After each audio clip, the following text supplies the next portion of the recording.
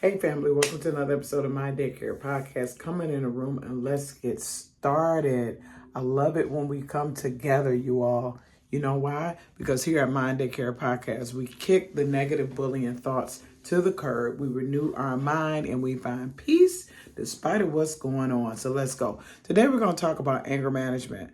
A lot of times I find out that a lot of people are angry and don't know why. You experience road rage. You are always angry with people. You snap when someone just asks you for a glass of water. They used to be me. Man, I used to be so angry with my mom because how we were raised and things like that. No shade to my mama, y'all. She's still alive, okay? No shade, but you just got to be honest, right? And so I didn't know. And so I would get so angry. She could just ask me for a glass of water and I would trip. This is when I was in my 20s. I'm now in my 40s, okay? Transparency will break you free.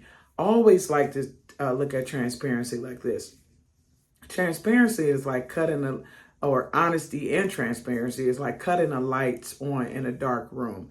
When you come in a room, you have the lights on, you can see everything on the floor. You won't hurt yourself. You won't trip over anything. But if you cut the lights off, you can potentially trip and hurt yourself, even if it's a room that you're familiar in. But if you are transparent and you are honest with yourself, cut that light on, baby. You can see everything. You can start picking up things where you see over there and you can hang that up and you can clear out the clutter. So cutting the lights on in your mind is being honest with yourself and being transparent, admitting that you do have a problem.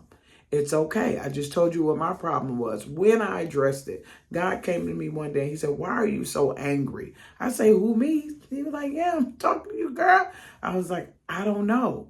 I had to sit down and figure it out. And I figured it out. It's because I didn't grow up with my father. It was a bunch of mess going on with that. Didn't understand it. And I was just PO'd. And instead of trying to articulate that and trying to get understanding and people talking to me about it, I was upset with everybody. But I had to release the people that I was upset about because I grew up in my mind, and I'm a social worker, so I got a little education. And so I realized that hurting people hurt people. So people was withholding information from me or whatever is because they had their own trauma, right? Here I am thinking they had a well full of water, but when I actually got closer to the well, it was nothing but dust and moths, okay? And so with me looking at it like that and changing my perspective or reframing the way we say in social work, or renewing the mind, Romans 12:2, what we say in the Bible perspective, it allowed me to look at people not with anger, but now with empathy.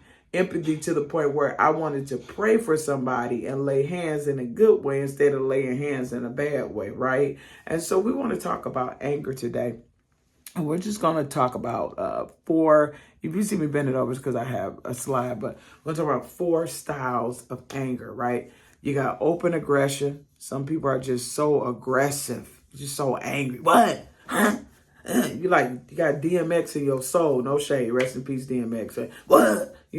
Or you got that suppressed anger. You just don't want to talk about it. It's constantly bubbling over. You the one that if you did let it out, somebody gonna get all the stuff you were angry about. You got the passive aggressive. People that are angry but are perping. You remember that word, perping? You're angry but you're perping. So you do something in the background to hurt somebody, but you don't really let the people know that you really dislike what they do. So you passive aggressive. You aggressive, but you do it where they don't even know, or you're real cynical in that regard. Okay. And then you got your assertive problem solver. I became an assertive problem solver after, stop being so openly aggressive. So style A, let's talk about open aggression. So open aggression is the style of anger management that uses physical or verbal force to get rid of the threats to a person. However, there are very few situations in today's world where open aggression is appropriate response. Yeah, open aggression gonna get you right in open sale. That's where it's gonna get you. Open aggression gonna get you in an open sale. But did you get what I said when I said it's verbal or physical force to get rid of the threats to the person? So there are two main emotions underneath anger. One is fear and one is hurt. When you are angry, That's just the surface. It's almost like an iceberg. The tip of the iceberg is what you see. That's the anger. Underneath this big old mass, underneath the iceberg, is really the real issue of what's going on. And that's hurt and fear. And so when someone gets angry, what they're really saying is, I'm either hurt or I'm scared. But they would never tell you that, because anger is just this bravado, and we feel it's the best way to solve things because we don't want to be vulnerable. But see, that's why we got to sit down and get to know ourselves. I love talking to me, and I love talking to me with God present, okay? Because between me and him, oh man, but we be talking, we be having some conversations. I go deep within. I just keep drilling down. Okay, you, Kyrie, you're angry about this. Okay, well, why are you angry about this? Well, what about it made you angry? Or why did you respond like that? Well, what about this person's perspective? Somebody had came up to me and asked me to stop doing something. And so first of all, my first kickback was, who are you talking to? You ain't, you know? But then I thought like, okay, wait. Why are they asking you that? So when I sat back and I thought about it, because most aggression, you just so spontaneous and so ready to fly off the handle, you don't think. And so I sat back and thought about it. I said, wait a minute. They're saying that for a safety precaution. They're asking me to stop doing it for a safety reason. So my anger went away, and my anger was really appreciative. And I was appreciative too, because I was thankful that I actually did get pulled to the side and checked, if you will, because sometimes we can think we're higher than we really are. The Bible says, don't think you higher than you are, right? Because everybody has room to grow. We're forever life learners.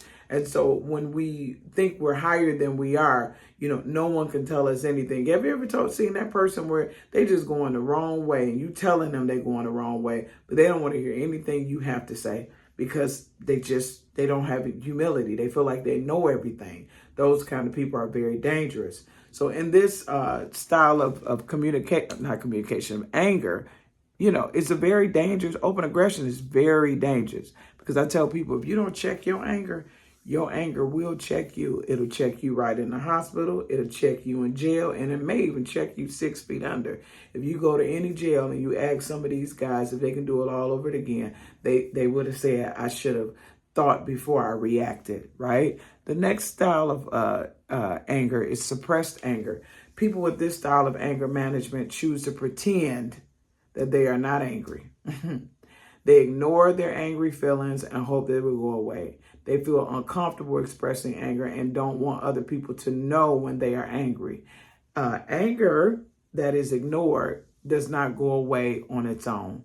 People who have this style of anger management may develop headaches, ulcers, stomach aches, other physical illnesses, because the anger is simmering below the surface, not acknowledging the anger, not addressing the anger, not talking to the person who made you angry. Sometimes that's an opportunity, sometimes it's not. When I don't have those opportunities to talk to the person who made me angry, I make sure I reconcile it in myself. And how I do that, I always say, hurting people hurt people. That's one of my defaults. Hurting people hurt people, or they must didn't have the understanding of the full situation. They misunderstood, and that's not on me, that's on them, and that helps me forgive them. The third way of anger is a style of anger is passive aggression. We just talked about that. These kind of people, their style of anger management, they choose to show their anger in indirect ways. Instead of confronting people head on, they often hope that the other person will notice that they are angry by pouting. Or this one with my husband, when we first got married, I'm like, I don't want to talk to you. I come in the house, no conversation. Cause I'm mad about something that happened 3 days ago. So I say, what? He'd be like, well, I say, I'm not talking to you. And he'd be like, here we go. That's that passive aggressive. Instead of me saying, hey, can we sit down and talk, and me talking in I statements and really making sure that he understands, I'm passive aggressive, saying I don't want to talk. And so you pout and you don't confront the problem head on. People with passive aggressive, they often hope that other people will notice that they're angry. Well, I just said that, sorry about that. Or they're giving nonverbal cues with the and you're in there washing dishes like like smack your lips. And you hoping the other person gonna say, what's wrong? Instead of just saying, hey, something's going on with me. You give those nonverbal clues. You slam a door, right? Stump your feet, all of that. This anger management style also tries to get back at the person about them behind their back. I see this style a lot at work. They'll talk about the person behind their back. They'll try to sabotage a project. They'll do the nice nasty. Remember that? We said it a lot. The nice nasty one where they're nice and then is an undertone. They really just being nice to try to make themselves look good, but everything else they do don't support the niceness. And so, or they'll try to belittle you. You could be in a meeting and they say, oh, you know how to do that? Like, what? Whoa, okay. Wanting to beg something out of you, but you can't respond to that. Or they'll be sarcastic. This style of anger management often leads to increased anger problems. Okay, and then the last style of anger is assertive anger management. It's assertive problem solving. Now, this is where I am. It took me a long time to get here, but I'm here, and this is where I want all of us to be. People with this kind of style of anger management choose to pay attention to their anger signs. Ta-da. Like I did when I was handing my mom the glass of water and it turned into a whole Snickers commercial. They deal with the problems in an assertive manner. They express their anger in a polite and honest way. They talk about it. They communicate. They say, I'm angry because I feel like I was, A, B, C, D, E, F, G, and I really don't want to feel that way. How can we come to a resolution? And they express anger in polite and honest ways. They are able to confront other people without attacking them personally, and they don't become defensive when talking about differences. They seek to resolve problems in mutually acceptable ways. People with this kind of anger management style are able to release their anger emotions and forgive other people, even when problems are not able to be resolved. Listen to me for the people in the back. People with assertive problem-solving skills, your problem-solving, solution focus. You have this style. You are able to release your anger emotion and forgive other people, even when the problems have not been resolved. You don't carry grudges or bitterness. This right here is where I work with people to get them to. I work with people to get them out of this negative loop. This is another overthinking, because you are angry. Why? Because of the thoughts that you keep playing in your head. It always goes back to the mind. I'm going to be talking about a lot of subjects, but I'm going to draw it all the way back right here, because everything ends and begins in the mind. Bitterness starts here. It also ends here. Joy starts here. It also ends here. Love starts here. It's what you're thinking on that will fester and grow. Whatever you think on will grow. Thoughts you cannot control. Thinking you can.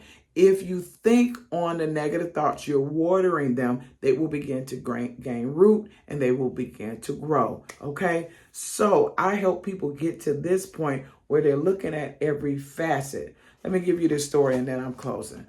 I was in my 20s and this young lady, I got a promotion as a manager in this little balloon shop, And so the lady was in her 50s or 60s. I'm in my 20s. She's old enough to be my mother. She felt like she should have got it. Well, that has nothing to do with me. That should have been addressed with the manager. And I was so sweet to this lady. I used to buy her lunch. I used to make sure she was good. If she didn't have money, I had her back. So one day, she got some little wings, some little angry wings. Not buffalo wings, but angry wings. She got these little wings. And she was coming past the register and she called me the B word. Lord have mercy. Now in my 20s now, I was saved and sanctified and still is. But if she caught me on the other side of 20, she would have got drugged through some things. And I don't mean, I mean on the ground. But I paused and she called me that in front of customers. First of all, unprofessional. I didn't decide to respond. I waited till the store was clear. And her name was Deborah. And I don't even know if she's still alive. But Deborah, if you're watching this, I love you, girl. And so I pulled her to the side in the other room. I said, Deborah, can you come over to the other room? I'm in my 20s. Again, this lady is probably in her 60s. I said, could you come here for a second? I got a question to ask you. And I'm just so calm. I said, I'm talking to her like I'm talking to you. I said, why did you call me that? I said, What did I ever do to you? No one's in the room. There's no audience to pump it up. Now, if I would have asked her that in front of the audience, she probably would have thought she had to prove something. When I asked her that, do you know what she did? Guess. You don't know? This is what she did. I don't know if you saw that meme when the guy cried like that. She literally cried like that. And she said, I wanted the position. You got a position. No. I let her vent. And I said, that has nothing to do with me. I said, I've always supported you. I've always had your back. And you did that. I said, that hurt my feelings. My feelings are hurt. I didn't know how to talk in the I statements, but she understood. Not every time you're going to get the I statements right and it's okay. But I said, my feelings were hurt. And she said, I'm sorry. And we hugged it out.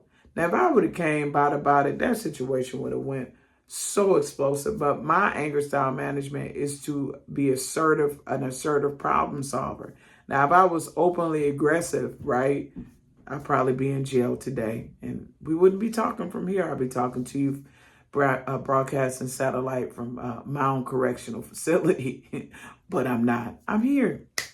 So, you guys, I hope you got something from today's show. Always remember, everything starts and ends in your mind. I love you. There's not a thing you can do about it. But the thing you can do is control those negative thoughts by being educated and renewing your mind. All right, see you next show.